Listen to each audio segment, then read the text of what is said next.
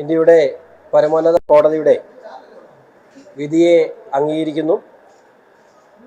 ഇതിൽ ഭാരതീയ ജനതാ പാർട്ടി കേരള ഹൈക്കോടതിയിൽ സമർപ്പിച്ചിട്ടുള്ള ഹർജിയുടെ എല്ലാ വാദമുഖങ്ങളും സുപ്രീം കോടതി അംഗീകരിക്കുന്ന സാഹചര്യമാണ് ഉണ്ടായിട്ടുള്ളത്.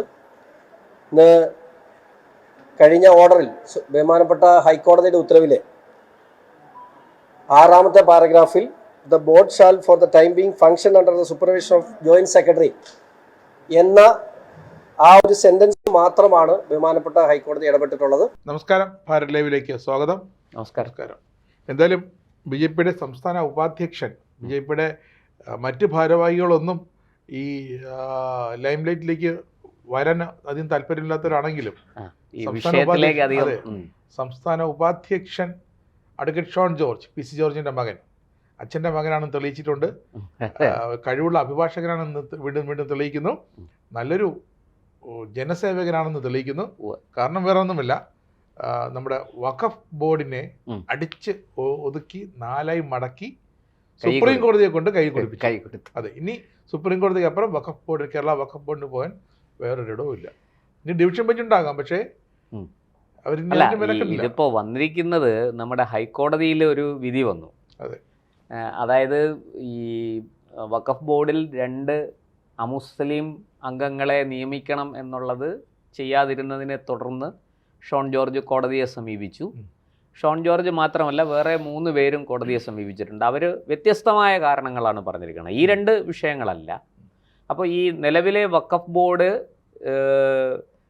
കോൺസ്റ്റിറ്റ്യൂട്ട് ചെയ്തിരിക്കുന്ന രീതി ശരിയല്ല, അതുകൊണ്ട് തന്നെ ഇതിനെ പിരിച്ചുവിടണം എന്നുള്ള ഒരു ആംഗിളിലാണ് മറ്റു ചിലരൊക്കെ പോയത്. പക്ഷേ ഷോൺ ജോർജ് അത്രയും കടുപ്പിച്ചില്ല. ഷോൺ ജോർജ് കുറച്ചുകൂടെ മയപ്പെടുത്തി ഈ 2 അംഗങ്ങളെ, അതായത് പാർലമെൻറ്റിൽ പാസ്സാക്കിയ നിയമത്തിൻ്റെ അടിസ്ഥാനത്തിൽ ഈ 2 അംഗങ്ങളെ കൂടെ നിയമിക്കണം, ഉൾപ്പെടുത്തണം എന്ന് പറഞ്ഞാണ് പോയത്. അപ്പോൾ അത് കോടതി അതുകൊണ്ട് തന്നെ ഈ നിലവിലെ വഖഫ് ബോർഡിൻ്റെ പ്രവർത്തനങ്ങളെല്ലാം മരവിപ്പിച്ചു. അത് കോടതിയോട് ചോദിക്കാതെ ഒന്നും ചെയ്യരുത്, ഒരാഴ്ചയ്ക്ക് ശേഷം വീണ്ടും ഹർജി പരിഗണിക്കും. അപ്പോൾ സർക്കാർ പറഞ്ഞു, ഞങ്ങൾക്ക് എതിർപ്പൊന്നുമില്ല, ഞങ്ങൾ ഈ 2 അംഗങ്ങളെ കൂടെ നിയമിക്കാം, പ്രശ്നമൊന്നുമില്ല എന്ന് സർക്കാർ അവിടെ പറഞ്ഞു. അപ്പോൾ കോടതി അതൊക്കെ അക്സെപ്റ്റ് ചെയ്തു. അപ്പോൾ വഖഫ് ബോർഡ് ഇതിനെതിരെ ഒരു ഹർജിയുമായിട്ട് സുപ്രീം കോടതിയിൽ പോയി. എന്താ, കേരള ഹൈക്കോടതിയുടെ ഈ ഉത്തരവ്, ഇടക്കാല ഉത്തരവ്, ഇൻ്ററിം ഉത്തരവ് മരവിപ്പിക്കണം എന്നാവശ്യപ്പെട്ടാണ് പോയത്. അപ്പോൾ നമ്മൾ കഴിഞ്ഞ ദിവസമൊക്കെ ചർച്ച ചെയ്തു, ഒരു നിയമവിദഗ്ധനുമായിട്ട്, സ്റ്റാലിൻ ദേവൻ എന്ന് പറയുന്ന അദ്ദേഹമായിട്ട് നമ്മൾ ഈ വിഷയം ചർച്ച ചെയ്തതാണ്. അപ്പോൾ അദ്ദേഹമാണ് ഈ വിഷയത്തെക്കുറിച്ച് നമുക്ക് കൂടുതൽ വെളിച്ചം നൽകിയത്, കൂടുതൽ അറിവ് നൽകിയത് അദ്ദേഹമാണ്. അപ്പോൾ അതിനകത്ത് ഇത് മാത്രമല്ല, ഈ വഖഫിൻ്റെ കാര്യങ്ങൾ നിയന്ത്രിക്കാൻ ഒരു വകുപ്പുണ്ടല്ലോ, ആ വകുപ്പിൻ്റെ ജോയിൻറ്റ് സെക്രട്ടറിയെ ഇവിടെ അഡ്മിനിസ്ട്രേറ്ററായിട്ട് നിയമിച്ചു സർക്കാർ. അങ്ങനെ ഒരു കാര്യമുണ്ട്. അപ്പോൾ അത് വാസ്തവത്തിൽ ഈ ജോയിൻറ്റ് സെക്രട്ടറി വഖഫ് ബോർഡിൽ ഒരു അംഗം കൂടിയാണ്. അപ്പോൾ വഖഫ് ബോർഡിൽ അംഗമായിരിക്കുന്ന ആളിന് ഈ പറഞ്ഞതുപോലെ അധിക ചുമതല കൊടുക്കുന്ന പോലെയായി അഡ്മിനിസ്ട്രേറ്റർ എന്നുള്ള. അപ്പം അതൊരു കല്ലുകടിയാണ്. പക്ഷെ ഷോൺ ജോർജ് അതിനെക്കുറിച്ചൊന്നും പറഞ്ഞിട്ടില്ല. ഷോൺ ജോർജ് വളരെ കൃത്യമായിട്ട് ആവശ്യപ്പെട്ടത് 2 അമുസ്ലിം അംഗങ്ങളെ നിയോഗിക്കണം, അത് കേന്ദ്ര നിയമത്തിലുള്ളതാണ്, അത് സംസ്ഥാന സർക്കാർ പാലിച്ചില്ല, അതുകൊണ്ട് അത് പാലിക്കാൻ സംസ്ഥാന സർക്കാരിന് നിർദ്ദേശം കൊടുക്കണം. ഷോൺ ജോർജിൻ്റെ ഹർജി വളരെ ജെനുവിനാണ്, അതിനകത്ത് തെറ്റൊന്നുമില്ല. പക്ഷേ ഈ വഖഫ് ബോർഡ് തന്നെ ഒരു അൺപാർലമെൻ്ററി ആയിട്ട് കോൺസ്റ്റിറ്റ്യൂട്ട് ചെയ്തിരിക്കുന്ന ഒന്നാണെന്ന് പറഞ്ഞിട്ടാണ് മറ്റ് ഹർജികൾ വന്നിരിക്കുന്നത്.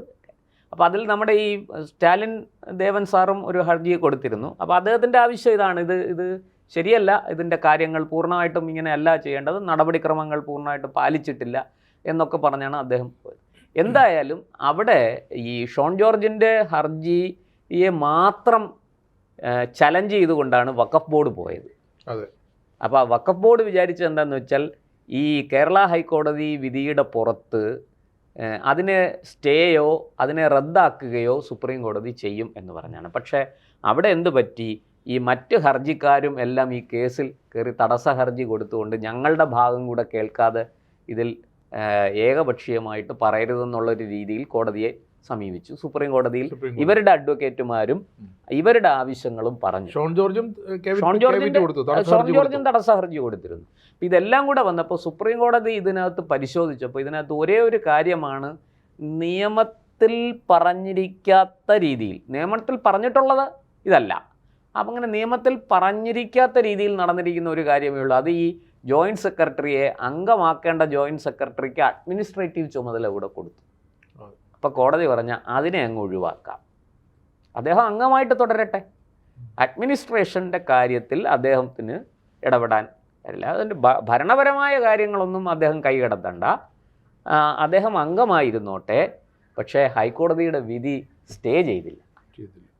സുപ്രീം കോടതി പറഞ്ഞു അതായത് മരവിപ്പിച്ച വഖഫ് ബോർഡിൻ്റെ, ഈ ബോർഡിൻ്റെ നിയമനത്തെ മരവിപ്പിച്ച ഹൈക്കോടതി നടപടി താൽക്കാലികമാണത്, അത് പെർമനൻ്റ് അല്ല, താൽക്കാലികമായിട്ട് മരവിപ്പിച്ച എന്ന് വെച്ചാൽ അവർക്ക് വഖഫ് ബോർഡുമായി ബന്ധപ്പെട്ട് സാമ്പത്തിക ക്രയവിക്രയങ്ങൾ നടത്താൻ പറ്റില്ല, പുതിയ നിയമനങ്ങൾ നടത്താൻ പറ്റില്ല, തീരുമാനങ്ങളൊന്നും പുതിയ ഭൂമി അങ്ങനെ വില്ലേജ് ഓഫീസിൽ നിന്ന് റെക്കോർഡ് തപ്പിയെടുത്തിട്ട് അതെ അതെ അതെ എന്ന് കണ്ടാലും അതിന് മുഴുവനും ഒരു പണി കൊടുത്തിരിക്കുകയായിരുന്നു ഹൈക്കോടതി. ആ വിധി സ്റ്റേ ചെയ്യണം, അത് ആ മരവിപ്പിക്കൽ റദ്ദാക്കണം എന്ന് പറഞ്ഞിട്ടാണ് വഖഫ് ബോർഡ് പോയത്. പക്ഷെ അവിടെ വഖഫ് ബോർഡിന് മുഖമടച്ച് അടി കിട്ടിയതുപോലെ ഒരു ഇഞ്ചക്ഷൻ കൊടുത്തു, ഒരു മരവിപ്പിക്കലൂടെ. പക്ഷെ സുപ്രീം കോടതി ഒരു കാര്യം ചെയ്തു, നിയമവിരുദ്ധമായ രീതിയിൽ അല്ലെങ്കിൽ നിയമവിധേയമല്ലാത്ത ഒരു കാര്യം കണ്ടപ്പോൾ അതിനെ സുപ്രീം കോടതി നീക്കം ചെയ്തു. അപ്പോൾ ഈ ജോയിന്റ് സെക്രട്ടറി അംഗമായിട്ട് തുടർന്നാൽ മതി, അഡ്മിനിസ്ട്രേറ്റർ ആകണ്ട സുപ്രീം കോടതി തന്നെ പറഞ്ഞിരിക്കുകയാണ്. അതെ, അതായത് ഇനി സുപ്രീം കോടതിയോട് കേട്ടിട്ട് ഇനി എന്ന് മാത്രമല്ല, സുപ്രീം കോടതി ഇന്ന് ഹൈക്കോടതിക്ക് ഒരു നിർദ്ദേശവും കൂടി അതിനകത്തുണ്ട്, എത്രയും പെട്ടെന്ന് ഈ കേസ് കേട്ട് സെറ്റിൽ ചെയ്യണം. ഈ ബാക്കിയുള്ള ഒരു ഹർജി എല്ലാം ഉണ്ടല്ലോ, എല്ലാം വിശദമായിട്ട് പരിഗണിച്ച്, എന്നാൽ അത് സ്വാഭാവിക നടപടിക്രമമാണ്. ഇപ്പൊ ഇങ്ങോട്ട് എടുക്കരുത്, കോടതി പറഞ്ഞില്ലെങ്കിലും അതങ്ങനെ സംഭവിക്കും. ഇങ്ങോട്ട് എടുക്കരുത്, നിങ്ങൾ എന്നോട് തീരുമാനിച്ചോ, അവിടെ കാര്യങ്ങൾ തീരുമാനിച്ച് തീർപ്പാക്കിക്കോണം എന്ന്. അതിലെന്തെങ്കിലും പരാതി ഉണ്ടെങ്കിൽ സുപ്രീം ഹൈക്കോടതിയുടെ ആ ഫൈൻഡിങ്സിനും ആ സ്റ്റേക്കും നല്ലൊരു തീർച്ചയായിട്ടും സുപ്രീം കോടതി വളരെ നിയമവിധേയമായി അതിൻ്റെ എല്ലാ സൂക്ഷ്മ തലങ്ങളും പരിശോധിച്ചിട്ടാണ് ഒരു വിധി പറഞ്ഞിരിക്കുന്നത്. പൊതുവേ നമ്മൾ നോക്കൂ, ഈ വഖഫ് ബോർഡുമായി ബന്ധപ്പെട്ട വ്യവഹാരങ്ങളിലെല്ലാം വഖഫ് ബോർഡിന് തിരിച്ചടിയാണ്. നേരത്തെയുള്ള കഥ ഞാൻ വിശദീകരിച്ച് അങ്ങോട്ടേക്ക് പോകുന്നില്ല. ഇതില് വഖഫ് ബോർഡ് ഈ വിഷയമൊക്കെ വരാൻ കാരണം മുനമ്പാണ്. മുനമ്പത്തുകാർക്ക് എന്തായാലും ഇനി ആശ്വസിക്കാം, മുനമ്പത്തുകാർക്ക് ആശ്വസിക്കാം. പക്ഷെ മുനമ്പത്തുകാരുടെ കാര്യത്തിലും വിധി വഖഫ് ബോർഡിന് തിരിച്ചടിയാണ്. അതെ, മുനമ്പത്തെ വിഷയത്തിലും വഖഫ് ബോർഡിന് തിരിച്ചടിയാണ്. അതിന് ഇവർ അപ്പീൽ പോയിട്ടുണ്ട്. അവിടെ നിൽക്കട്ടെ, ഞാനിപ്പോൾ ഈ ഷോൺ ജോർജിൻ്റെ ഹൈക്കോടതിയിലെ മൂവും അതുപോലെ സ്റ്റാലിൻ ദേവൻ സാർ നടത്തിയ നീക്കവും ഒക്കെ ഫലപ്രാപ്തിയിലെത്തിയിരിക്കുന്നു. അവർ ഇനിയിപ്പോൾ ഈ കേസ് ഇവർക്കെല്ലാം നോട്ടീസ് അയച്ച് ഇവരെല്ലാം വിളിച്ചു വരുത്തി വിശദമായിട്ട് കോടതി വാദം കേൾക്കും, കേരള ഹൈക്കോടതി. അപ്പോൾ വാദം കേൾക്കുമ്പോൾ ഷോൺ ജോർജിന് പറയാനുള്ളത് ഷോൺ ജോർജും പറയും, സ്റ്റാലിൻ ദേവന് പറയാനുള്ളത് അദ്ദേഹവും പറയും, മറ്റ് ഹർജിക്കാരും മറ്റ് രണ്ടുപേരും കൂടെ ഉണ്ട്, അവരും ഇതൊക്കെ പറയും.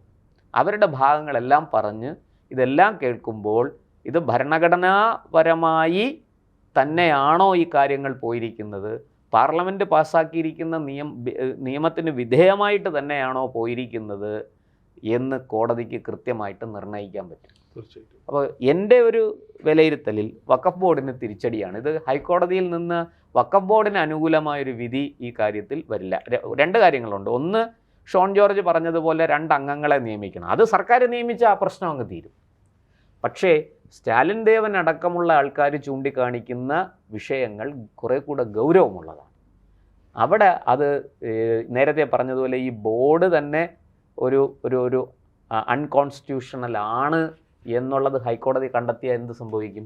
തീർച്ചയാണ് ബോർഡ് പിരിച്ചുവിടും, അല്ലേ? അങ്ങനെ കണ്ടെത്തിയ അങ്ങനെ ചില സംശയങ്ങൾ ഉള്ളതുകൊണ്ടാണല്ലോ ഈ സ്റ്റാലിൻ ദേവൻ അടക്കമുള്ളവർ ഹൈക്കോടതി സമീപിച്ചത്. അപ്പോൾ അതിന് ഷോൺ ജോർജ് അതിനൊരു കാരണക്കാരനായി എന്നുള്ളതും നമ്മൾ മറന്നുകൂടാ. അപ്പോൾ ഇവിടെ ഈ 4 ഹർജികളെയും കൂട്ടായി പരിഗണിച്ചുകൊണ്ട് 4 ഹർജികൾക്കും മേലുള്ള വാദം കൃത്യമായിട്ട് നടത്തി കോടതി ഒരു തീരുമാനമെടുക്കും. എനിക്ക് തോന്നുന്നത് അത് വഖഫ് ബോർഡിന് വെല്ലുവിളിയായിരിക്കുന്ന ഒരു തീരുമാനമായിരിക്കും കോടതിയിൽ നിന്ന്, ഒരു വിധിയായിരിക്കും കോടതിയിൽ നിന്ന് വരുന്നത്. ഇവർക്ക് അത്ര എളുപ്പത്തിൽ വഖഫ് ബോർഡിന് ഊരിക്കൊണ്ടുപോകാൻ പറ്റും എന്ന് ഇനി കണ്ണിൽ പൊടിയിടാൻ പറ്റില്ല. ഒന്നാമത് നിയമം വളരെ സ്ട്രോങ് ആയി പാർലമെന്റിൽ, അതെ അല്ല ഏറ്റവും വലിയ ഇതിനകത്തുള്ള പ്രശ്നം ഞാൻ പറയാം, വഖഫ് ബോർഡും ഹിന്ദുക്കളും വഖഫ് ബോർഡും ക്രിസ്ത്യാനികളും ആയിട്ടുള്ള കേസുകളുടെ എണ്ണം കുറവാണ്. പക്ഷെ വഖഫ് ബോർഡും മുസ്ലിങ്ങളുമായിട്ടുള്ള കേസുകളാണ് കൂടുതൽ. നോക്കൂ, മുസ്ലിങ്ങളെ ദ്രോഹിക്കുന്ന ഒരു നിലപാടിലേക്കാണോ വഖഫ് ബോർഡ് പോകുന്നതെന്ന് നമുക്ക് പലപ്പോഴും സംശയം തോന്നും. മുസ്ലിം സമുദായത്തിലെ പഴയ ജന്മിമാരാണ് വഖഫ് ബോർഡ് ചില സമയത്ത് തോന്നിപ്പോകും. അതെ അതെ അതെ. അത്തരത്തിൽ ഒരു ഒരു ഇടപെടൽ വാസ്തവത്തിൽ അതൊക്കെ ചോദ്യം ചെയ്യപ്പെടേണ്ടത് തന്നെയാണ്. ഈ പലപ്പോഴും നോക്കൂ, വഖഫ് ബോർഡും ഹിന്ദുക്കളുമായിട്ടൊരു ഇഷ്യൂ ഉണ്ടായാൽ ഹിന്ദുക്കൾക്ക് വേണ്ടിയിട്ട് ഹിന്ദു സംഘടനകൾ പിന്തുണയായിട്ട് വരും. വഖഫ് ബോർഡും ക്രിസ്ത്യാനികളുമായിട്ട് ഇപ്പം മുനമ്പത്തെ വിഷയം നമ്മൾ കണ്ടല്ലോ, അവിടെ ഹിന്ദുക്കളും ക്രിസ്ത്യാനികളും പിന്തുണയായിട്ട് ചെന്നു മുനമ്പത്തുകാർക്ക്. കാരണം അവിടെ എല്ലാ സമുദായക്കാരും ഉണ്ട്, അതിനകത്ത് മുസ്ലിങ്ങളും ഉണ്ട്. ആ മുസ്ലിങ്ങളെ സഹായിക്കാൻ സത്യത്തിൽ ആരുമില്ല. ഈ പോകുന്ന ഹിന്ദു സംഘടനകളും ക്രിസ്ത്യൻ സംഘടനകളുമാണ് അവർക്ക് ഒരു പ്രതീക്ഷ. തീർച്ചയായിട്ടും അവരും. പക്ഷേ ഈ അല്ലാതെ വഖഫ് ബോർഡ് മുസ്ലിങ്ങളും മാത്രമായിട്ടുള്ള കേസിൽ ആ മുസ്ലിം കുടുംബങ്ങളെ അല്ലെങ്കിൽ മുസ്ലിങ്ങളെ ആര് സഹായിക്കും? മുസ്ലിം സംഘടനകൾ ഒന്നും സഹായിക്കില്ല എന്നാണ് നമ്മുടെ AP അഹമ്മദ് മാഷിനെ പോലുള്ളവർ പറയുന്നത്. അവർ ചോദിക്കുന്ന ചോദ്യം ന്യായമാണ്. ഈ പാവപ്പെട്ട മുസ്ലിങ്ങളെ ആര് സഹായിക്കും? അവർ കയ്യിൽ നിന്ന് കാശും ചിലവാക്കി കോടതിയിൽ പോയി കേസ് നടത്തണം. ഈ അവരുടെ പ്രോപ്പർട്ടി ഇത് വഖഫ് ചെയ്തിട്ടില്ല എന്നും മറ്റും അവർ പിന്നെ തെളിയിക്കാൻ നടക്കണം. അപ്പോൾ ഇതിനകത്തൊരു വലിയ മനുഷ്യാവകാശ ലംഘനം ഇതിനകത്ത് നടക്കുന്നുണ്ടോ എന്നൊരു സംശയമുണ്ട്. പറഞ്ഞതുപോലെ ഇത് ദൈവത്തിൻ്റെ പേരിൽ സമർപ്പിക്കപ്പെട്ടതാണ്, അതൊക്കെ നമ്മൾ അംഗീകരിക്കുന്നു. തീർച്ചയായിട്ടും അത് നല്ല കാര്യങ്ങൾക്ക് വേണ്ടി വിനിയോഗിക്കണം, അതിലും തെറ്റില്ല. അതൊക്കെ ആരും അതിനകത്ത് തെറ്റ് പറയാനൊന്നുമില്ല, അല്ലേ? അങ്ങനെ പക്ഷെ അതിനെ മുതലെടുക്കരുത്, അതിനെ ചൂഷണം ചെയ്യരുത്. ഇതിനകത്ത് വരുന്ന ആൾക്കാർ സത്യസന്ധമായിട്ട് ഈ വിഷയത്തിൽ ഇടപെടണം. അതിനകത്ത് കൊണ്ടുവന്ന് വേറെ തരത്തിലുള്ള ഇടപെടലുകൾ നടത്തി എന്തെങ്കിലും മുതലെടുക്കാനുള്ള ശ്രമം നടത്തരുത്. അതൊരു ഗുരുതരമായ തെറ്റാണ്. ഇവിടെ അതിനൊക്കെയാണ് സത്യത്തിൽ ഈ കോടതി വിധി കൊണ്ട് കണ്ണ് തുറക്കട്ടെ എല്ലാവരുടെയും. നമുക്കത്രേ പറയാനുള്ളൂ. സർക്കാർ കുറെ കൂടെ ക്രിയാത്മകമായിട്ട് ഈ വിഷയത്തിൽ ഇടപെടണം. ഈ വഖഫ് ബോർഡിൻ്റെ ഒരു അപ്രമാദിത്വത്തിന് വിട്ടുകൊടുക്കരുത്. നീതിയും ന്യായവും ശരിയായ രീതിയിൽ ഈ കാര്യത്തിൽ പുലരണം. വഖഫ് ചെയ്ത ഭൂമിയാണെങ്കിൽ ഓക്കെ, അതിന് നിയമപരമായ രേഖകളോടുകൂടി അത് വഖഫ് ചെയ്യപ്പെട്ട അതിൻ്റെ നല്ല കാര്യങ്ങൾക്ക് വേണ്ടി അത് ഉപയോഗിക്കട്ടെ. മറിച്ച് അല്ലാതെ ഈ പറഞ്ഞതുപോലെ കേട്ടുകേൾവിയുടെയും ഊഹാപോഹങ്ങളുടെയൊക്കെ അടിസ്ഥാനത്തിൽ ഏതെങ്കിലും ഭൂമിയെ വഖഫ് ചെയ്തതാണെന്നും പറഞ്ഞ് അത് കേസ് കൊടുക്കുക, അതിൻ്റെ പേരിൽ ആൾക്കാരെ ബുദ്ധിമുട്ടിക്കുക. ഇപ്പം മുനമ്പത്ത് നടക്കുന്നത് പോലെയുള്ള വിഷയങ്ങൾ അത് വലിയ സാമുദായിക സ്പർദ്ധ ഉണ്ടാക്കുന്ന തരത്തിലേക്ക് അത് വളർന്നിരിക്കുന്നു. അത്തരം കാര്യങ്ങൾ ഒഴിവാകട്ടെ, അത്തരം കാര്യങ്ങൾ സംഭവിക്കാതിരിക്കട്ടെ. എന്തായാലും ഇപ്പോൾ സുപ്രീം കോടതിയുടെ ഈ കാര്യത്തിലുള്ള ഇടപെടൽ, ഹൈക്കോടതി വിധിയിന്മേലുള്ള ഇടപെടൽ വളരെ സക്രിയമായൊരു ഇടപെടലാണ്. അത് ഈ പറഞ്ഞതുപോലെ നമ്മുടെ നിയമവ്യവസ്ഥ അഭംഗുരം മുന്നോട്ട് പോകാൻ സഹായിക്കുന്ന ഒന്നാണ്. അതിൻ്റെ എല്ലാ മേന്മയോടും കൂടി നമുക്കതിനെ ഉൾക്കൊള്ളാം. ഒപ്പം ഷോൺ ജോർജിനും സ്റ്റാലിൻ ദേവൻ അടക്കമുള്ളവർക്കും അതെ, എല്ലാ ഹർജിക്കാർക്കും നമ്മളൊരു നന്ദിയും അഭിനന്ദനവും പറയേണ്ടിയിരിക്കുന്നു. നന്ദി, നമസ്കാരം.